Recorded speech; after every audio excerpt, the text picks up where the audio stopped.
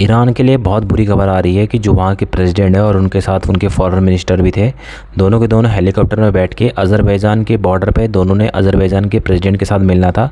और जैसे ही वो मिलते उससे पहले ही उनका जो हेलीकॉप्टर था वो क्रैश हो गया। और हेलीकॉप्टर क्रैश होने की वजह से ऐसे बताया जा रहा है कि 90% कन्फर्म न्यूज़ है कि उनकी मृत्यु हो चुकी है। और कुछ 10% लोग ये भी बोल रहे हैं अभी कि वो क्रिटिकल हालत में है, अभी उनकी मृत्यु नहीं हुई है। तो अभी कुछ टाइम बाद आपको ऑथेंटिक कन्फर्मेशन न्यूज़ आ जाएगी। बट ये थ्योरी है कि बैड वेदर की वजह से, मौसम ख़राब होने की वजह से उनका प्लान क्रैश हो गया और उनकी मृत्यु हो चुकी है। और उनके साथ उनके फॉरेन मिनिस्टर भी थे, लेकिन अभी रेस्क्यू ऑपरेशन जारी हो रखा है इस तरह से। और दूसरी थ्योरी ये भी चल रही है कि उनका जो प्लान हुआ है वो ख़राब मौसम की वजह से क्रैश नहीं हुआ, बल्कि उसमें कुछ टेक्निकल ग्लिच थे जिसकी वजह से वो ख़राब हुआ है।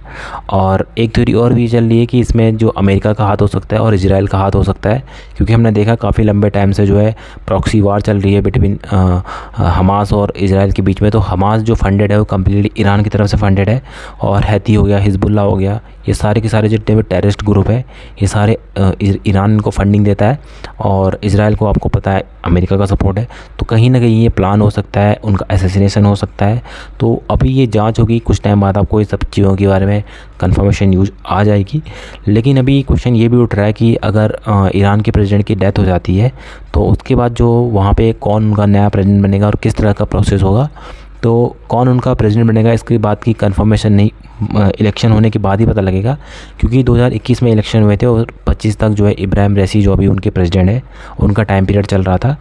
तो 25 में उनका टेन्योर ख़त्म होना था, लेकिन अभी 24 में ही उनकी अगर मृत्यु हो जाती है तो ईरान के जो वाइस प्रेसिडेंट होंगे वो वहाँ का टेक ओवर कर देंगे, पूरे के पूरे जो वहाँ का प्रेसिडेंट वो बन जाएंगे कुछ टेम्परेरी पीरियड के लिए।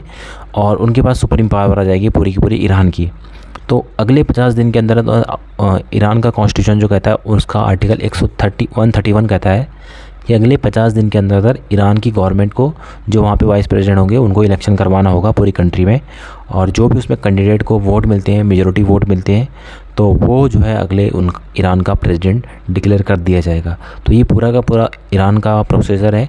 हालांकि वहाँ डिक्टेटरशिप टाइप की है, थियोक्रेसी है, लेकिन जो है जिस तरह के इलेक्शन इंडिया में होते हैं, डेमोक्रेसी में बहुत सारी पार्टियां फाइट करती है, उस तरह के इलेक्शन वहाँ नहीं होते। केवल कुछ लोग उठते हैं और जो जीत जाएगा उसके बाद पूरा का पूरा कंट्रोल उसी पर्सन का पूरे के पूरे ईरान के ऊपर कंट्रोल होता है। तो इस तरह की पूरी ये न्यूज़ थी, जो कि काफ़ी बुरी न्यूज़ है ईरान के लिए।